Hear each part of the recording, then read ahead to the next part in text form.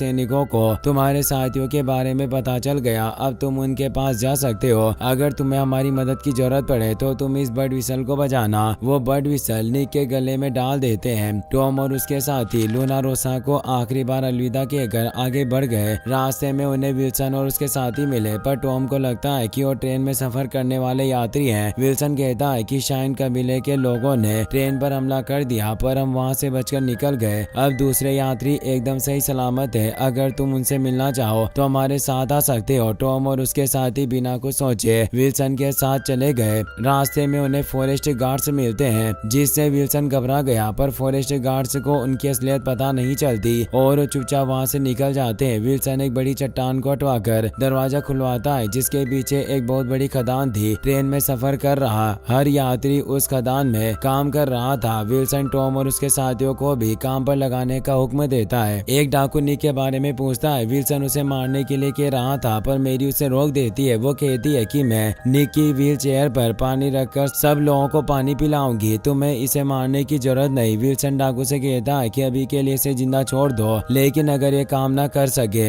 या कोई परेशानी खड़ी करने लगे तो इसे तुरंत मार देना। इस बार की मेरी को छोड़कर खदान से भाग गया। एलेनोर टॉम और उसके साथियों को देख लेती है। निक को सही सलामत देखकर उसे बहुत खुशी मिलती है और वो मेरी से निक का ध्यान रखने के लिए शुक्रिया कहती है। काम करते हुए टॉम ने सामान नीचे गिरा दी है, जिससे गुस्सा होकर डाकू से कोड़े से मारने लगा। एलेनोर उसे रोकने के लिए गई, पर डाकू फिर भी नहीं रुकता और एलेनोर पर हमला करने लगता है, मगर टॉम का अंकल नाइल उसे आकर रोक देता है। डाकू गुस्सा होकर नाइल को पीटने लगे, पर विल्सन आसमान में गोली चलाकर उन्हें रोक देता है। वो नाइल से कहता है कि तुम मेरे किसी काम नहीं आ सकते। अगर तुमने दोबारा कोई बेवकूफी करने की कोशिश की तो मैं तुम्हें जिंदा नहीं छोड़ूंगा। डाकू ने नाइल को जेल में बंद कर दिया। टॉम और मेरी ने काफी वक्त से नाइल को नहीं देखा, जिस वजह से वो उसे नहीं पहचान पाते और नाइल ने भी उन्हें नहीं पहचाना। मेरी निक के साथ मिलकर सब लोगों को पानी पिलाने लगी और टॉम दूसरे लोगों की तरह काम करने लगा। इस बार की खदान से निकलकर डेजर्ट पार कर रहा था, पर एक भेड़िया उसके सामने आ गया। उससे बचने के लिए इस बार की फॉरेस्ट गार्ड के ठिकाने पर चला गया। रात को टॉम और बाकी सब लोग बैठकर खाना खाने लगे। टॉम पूछता है कि आखिर हमें कब तक इसी तरह मजदूर बनकर काम करना होगा। लोको पायलट कहता है कि तुम्हें फिक्र करने की जरूरत नहीं। जैसे ही रेलवे को पता चलेगा कि ट्रेन पर हमला हुआ था, वो तुरंत हमें ढूंढ लेंगे। टीटी कहता है कि मैं तुम लोगों को डराना नहीं चाहता, पर ट्रेन हमले का पता लगाकर हमें ढूंढने में रेलवे को कम से कम 1 महीने का वक्त लगेगा और मुझे नहीं लगता कि इतने वक्त तक हम जिंदा बच सकेंगे। डाकू नाइल को भी खाना खाने के लिए वहाँ छोड़कर चले गए थे। एलेनोर नाइल को अपनी मदद के लिए शुक्रिया कहती है। खाना खाकर सब सो जाते हैं, पर टॉम को नींद नहीं आती। उसे फिक्र थी कि वो अपनी बहन को इस मुश्किल से कैसे बाहर निकालेगा।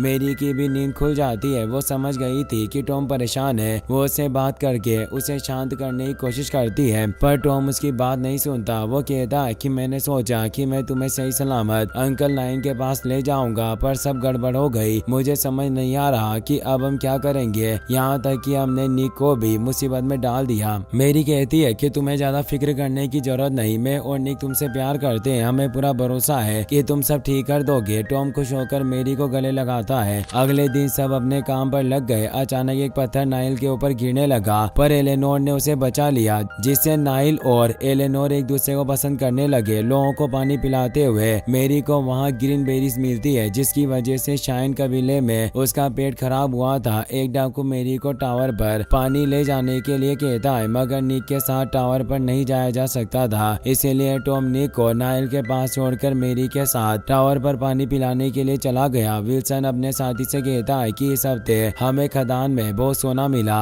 अब हम काम चालू नहीं रख सकते। हमें 2 दिनों के अंदर खदान को बर्बाद करना होगा और इस खदान के साथ हमारे कैदी भी मर जाने चाहिए। टॉम और मेरी ने छिपकर सारी बातें सुन ली थी। रात में उन्होंने सारे कैदियों को विल्सन की साजिश बता दी। टॉम कहता है कि शाइन कबीले के लोग हमारे दोस्त हैं। हम उनकी मदद से खदान से बाहर निकल सकते हैं, पर मदद मांगने के लिए हम में से किसी को खदान से बाहर निकलना होगा। मेरी सबको ग्रीन बेरीज दिखाती है। टॉम ने सबके साथ मिलकर बाहर निकलने का प्लान बना लिया। मेरी को स्पार्की की बहुत फिक्र थी, जिस वजह से वो सो नहीं पाती। टॉम कहता है कि स्पार्की काफी होशियार है। मैं यकीन के साथ कह सकता हूँ कि उसे कुछ नहीं होगा। मैं फादर की तरह वोयलिन बजाऊंगा, शायद इससे तुम्हें नींद आ जाए। वो वोयलिन बजाने लगा, जिससे सब जाग गए। नाइल कहता है कि मेरे भाई को ये गाना बहुत पसंद था। मेरी नाइल को अपने फादर की फोटो दिखाती है, जिससे नाइल चौंक गया। वो कहता है कि मुझे ये दिन याद है, रेलवे में भाई का पहला दिन था और वो मुझे ट्रेन दिखाने के लिए अपने साथ ले गया।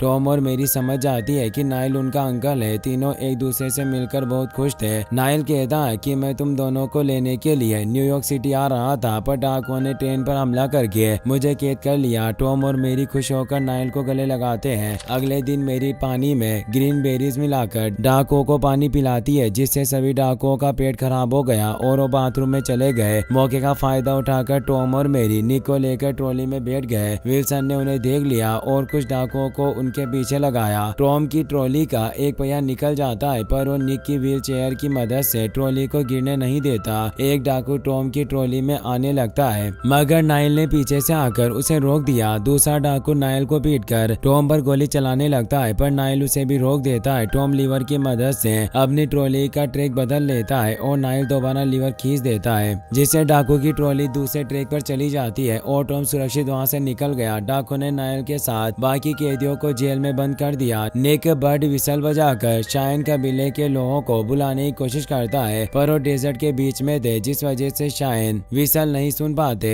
टॉम अपने साथियों को लेकर आगे बढ़ा, पर उनके लगातार विसल बजाने पर भी शाइन कबीले का कोई जवाब नहीं आया। टॉम और उसके साथियों ने उम्मीद छोड़ दी। उन्हें लग रहा था कि कोई उनकी मदद के लिए नहीं आएगा, इसीलिए वो एक जगह रुककर आराम करने लगे। लेकिन तभी स्पार्की फॉरेस्ट गार्ड्स को लेकर वहां गया। उसी वक्त शाइन कबीले के लोग भी वहां गए। फॉरेस्ट गार्ड्स को लगा कि शाइन उन पर हमला करेंगे, इसीलिए वो अपने हथियार लेकर तैयार हो गए। टॉम और मेरी फॉरेस्ट गार्ड्स को समझाते हैं कि शाइन कोई दुश्मन नहीं बल्कि हमारे दोस्त है और हमने ही बर्ड विसल की मदद से उन्हें यहाँ बुलाया है। उनकी बात मानकर फॉरेस्ट गार्ड्स शाइन पर हमला नहीं करते। फॉरेस्ट ऑफिसर टॉम से कहते हैं कि तुम्हारे साथियों को बचाने के लिए हमें बड़े पत्थर को पार करके खदान में जाना होगा। अगर उस वक्त डाकुओं ने खदान में धमाका कर दिया तो सबकी जान खतरे में पड़ जाएगी। मैकबुई कहते हैं कि हमें अंदर जाने के लिए किसी हथियार की जरूरत नहीं, मेरे साथी अंदर जाकर तुम्हारे लिए दरवाजा खोल देंगे और हम सब साथ मिलकर डाकुओं को सबक सिखाएंगे। फॉरेस्ट ऑफिसर इसके लिए मान गए और सब खदान की तरफ चले जाते हैं। दूसरी तरफ डाकू ने पूरी खदान में डायनामाइट बिछा दी है। वो सारा सोना लेकर वहां से जाने की तैयारी करने लगे। कुछ वक्त बाद टॉम और उसके साथी खदान के बाहर आ गए। शाइन कबीले के लोग चट्टान पर चढ़कर खदान के अंदर चले गए। उन्होंने डाकुओं को बेहोश करके दरवाजा खोल दिया। टॉम, उसके साथी और शाइन कबीले के लोग खदान के अंदर आ गए, मगर एक डाकू ने उन्हें देख लिया था। वो तुरंत रस्सी काट कर दरवाजा बंद कर देता है, जिससे फॉरेस्ट गार्ड्स अंदर नहीं आ पाते। शाइन कबीले के लोग डाकुओं से लड़ाई करने लगे। टॉम और उसके साथी निक को ढलान पर छोड़कर कैदियों को छुड़ाने के लिए गए, पर जेल पर ताला लगा हुआ था और चाबी डाकू के पास थी। एलेनोर टॉम और उसके साथियों को छिपने के लिए कहती है, मगर टॉम उसकी बात नहीं मानता। वो चाबी लेने के लिए डाकू के सामने चला गया। वो मेरी के साथ मिलकर डाकू से चाबी छीनने लगा। स्पार्की डाकू के पैर पर काटता है, जिससे डाकू के हाथ से चाबी गिर जाती है। लूना रोसा को चाबी मिल गई। वो टॉम के साथ मिलकर कैदियों को आजाद करने के लिए जाने लगती है। डाकू उन्हें रोकने की कोशिश करता, पर मैकबुई ने उसे रोक लिया और उनके बीच लड़ाई शुरू हो गई। लूना रोसा मैकबुई को लड़ाई करते देख घबरा गई थी। वो टॉम को चाबी देकर उनकी मदद के लिए चली जाती है, मगर डाकू मैकबुई को जमीन पर गिराकर लूना रोसा को पकड़ लेता है। टॉम सारे कैदियों को जेल से आजाद कर देता है, पर उसे आसपास मेरी दिखाई नहीं देती, जिससे सब घबरा गए। डाकू मैकबुई पर हमला करने लगा, लेकिन तभी स्पार्की की मदद से फॉरेस्ट गार्ड्स खदान के अंदर आ जाते हैं। उनसे डरकर एक भी डाकू किसी पर हमला नहीं करता। विल्सन सोना गाड़ी में रख रहा था और मेरी उसके पास खड़ी थी। नाइल मेरी के पास जाने लगा, मगर विल्सन ने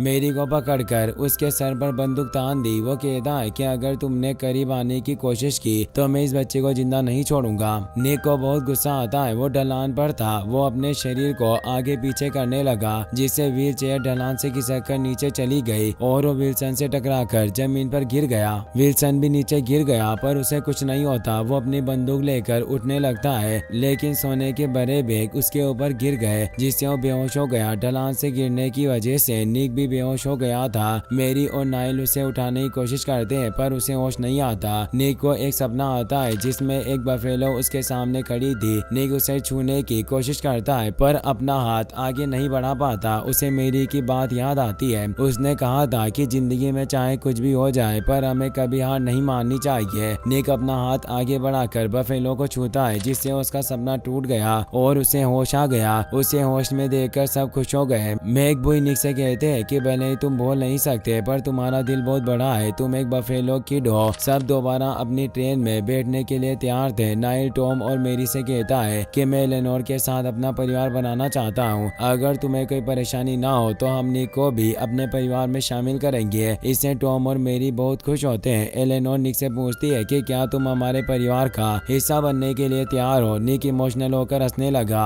और इशारे में हाँ करता है जिससे सब बहुत खुश होते हैं और उनका खुशहाल परिवार बन गया। इसी के साथ इस मूवी की हैप्पी एंडिंग हो जाती है।